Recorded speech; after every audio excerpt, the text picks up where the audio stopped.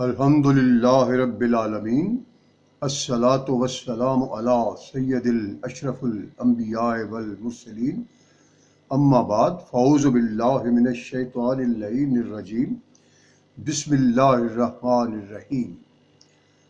تمام مومنین مومنات دنیا بھر میں جہاں بھی ہیں ان کو میری طرف سے بہت ہی پیار، سلام اور عقیدت۔ آج کی ہماری ویڈیو یہ بھی موضوع ہمارا امام عالی مقام امام حسین علیہ الصلوۃ والسلام کے بارے میں ہے، ان کے معجزات، ان کی کرامات اور ان کے قبولیت دعا کے بارے میں، کہ اللہ تعالیٰ ان کی دعاؤں کو کیسے قبولیت فرماتا تھا۔ تو مدینۃ المعاجز میں ہے کہ ایک مرتبہ ایک شخص نے امام حسین کے خلاف کچھ رقم کا دعویٰ کیا۔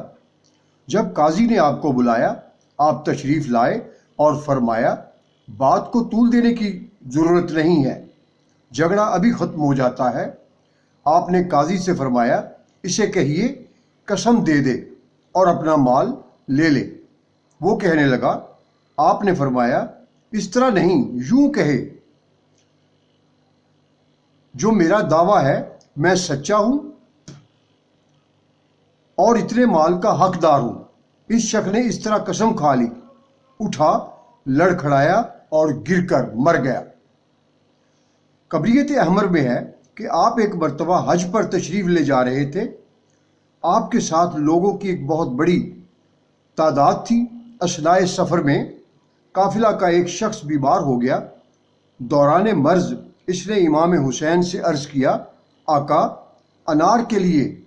انار کھانے کو دل چاہتا ہے، انار کے لیے دل بڑا پریشان ہو رہا ہے کہ کہیں سے انار مل جائے۔ آپ نے اپنے دائیں ہاتھ سے ایک طرف اشارہ فرمایا کہ یہاں چلے جاؤ، باغ ہے، جو چاہے کھا لو۔ حالانکہ وہاں پہلے کبھی کسی نے باغ تو کجا پانی کی ایک بوند تک نہ دیکھی تھی۔ جب تمام قافلہ باغ میں گھس گیا، ہر ایک نے جی بھر کے کھایا۔ جب فارغ ہو کر باہر آئے تو دیکھا باغ غائب ہو گیا۔ وہاں ایک ہرنی کا چر رہی تھی، انہوں نے اسے پکڑا، امام حسین کے پاس لے آئے۔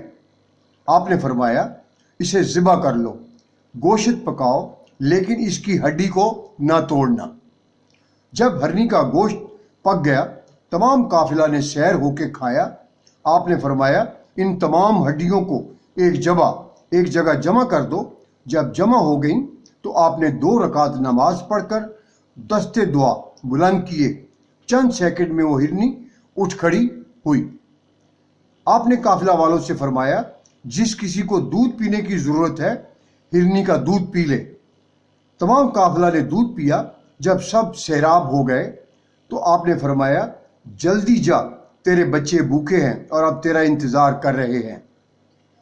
مدینۃ المعاجز میں امام صادق علیہ الصلوۃ والسلام سے مروی ہے کہ عبداللہ ابن شداد لشی بیمار ہو گیا۔ امام حسین اس کی عیادت کو گئے۔ جو ہی آپ دروازہ میں داخل ہوئے وہ شخص صحتیاب ہو گیا۔ آپ کی خدمت میں عرض کیا، قبلہ جو کچھ اللہ نے آپ کو دیا ہے ہم اس پر راضی ہیں، بخار بھی آپ سے بھاگتا ہے۔ آپ نے فرمایا اللہ نے اپنی تمام مخلوق کو ہماری اطاعت کا حکم دیا ہے۔ پھر آپ نے بآواز بلند پکارا، او بخار! راوی کہتا ہے ہمیں نظر تو کوئی چیز نہیں آئی، لیکن ہم نے آواز سنی جس نے لبیک کہا۔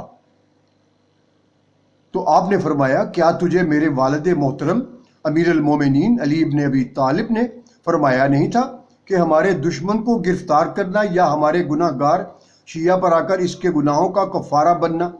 آواز نے عرض کیا ہاں قبلہ۔ آپ نے فرمایا عبداللہ کے پاس پھر نہ آنا۔ مدینۃ المعاجز میں امام صادق سے علیہ الصلوۃ والسلام سے منقول ہے کہ ایک مرتبہ 2 افراد ایک عورت اور بچے کے سلسلہ میں اپنا نزاع لے کر امام علی مقام کے پاس حاضر ہوئے۔ دونوں میں سے ہر ایک عورت کا بچے کا مدعی تھا۔ امام حسین نے عورت سے فرمایا قبل اس کے کہ اللہ تجھے رسوا کرے، سیدھی بات بتا دے، ان 2 میں سے تیرا شوہر کون ہے اور یہ بچہ ان دو میں سے کس کا ہے؟ عورت نے ایک شخص کی طرف اشارہ کر کے کہا کہ جہاں تک اس کا تعلق ہے اسے میں نہ پہچانتی ہوں اور نہ جانتی ہوں، اور جہاں تک اس دوسرے کا تعلق ہے تو وہ دوسرا میرا شوہر اور اس بچے کا باپ ہے۔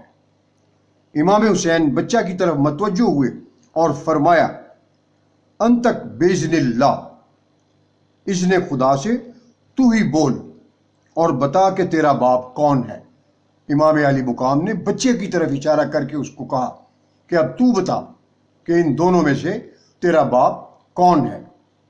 وہ بچہ شیر خوار تھا، لیکن امام علی مقام کے اس خطاب سے قدرت نے اسے گویائی عطا کی اور وہ کہنے لگا، قبلہ میری ماں جھوٹ کہہ رہی ہے، ان دونوں میں سے کوئی بھی میرا باپ نہیں ہے، میرا باپ فلاں قبیلے کا چرواہا ہے۔ یہ کہہ کر بچہ خاموش ہو گیا۔ اس کے بعد کسی نے بھی بچہ کی کوئی بات نہ سنی۔ مدینۃ المعجزی کے مطابق یحییٰ ابن ام الطویل سے مروی ہے کہ ہم جناب امام حسین علیہ السلام کی خدمت میں بیٹھے تھے، ایک نوجوان آنسو بہاتا ہوا آیا اور امام حسین کو بالخصوص سلام کیا۔ آپ نے رونے کا سبب پوچھا۔ اس نے عرض کیا، قبلہ ابھی ابھی میری والدہ کا انتقال ہو گیا ہے، وہ آپ کی محبہ تھی، اس نے مجھے پہلے سے کہہ رکھا تھا کہ اگر کبھی میں فوت ہو جاؤں تو میری خبر وفات سے سب سے پہلے حسین ابن علی فرزند رسول کو دینا۔ آپ نے فرمایا، کیا رونے کا سبب یہی ہے؟ اس نے عرض کیا، قبلہ رونے کا سبب ماں کا فراق بھی ہے اور اس کے علاوہ یہ حسرت بھی ہے کہ دم آخر میری ماں نہ تو کوئی وصیت کر سکی اور نہ ہی اپنا مال بتا سکی کہ وہ کہاں رکھا ہوا ہے۔ یحییٰ کہتا ہے کہ امام حسین علیہ السلام نے ہمیں فرمایا، آؤ اس مومنہ کی میت پر جاتے ہیں۔ ہم آپ کے ساتھ آئے۔ آپ نے اسے اپنی انگشت شہادت سے اشارہ کیا اور زیر لب کچھ پڑھا۔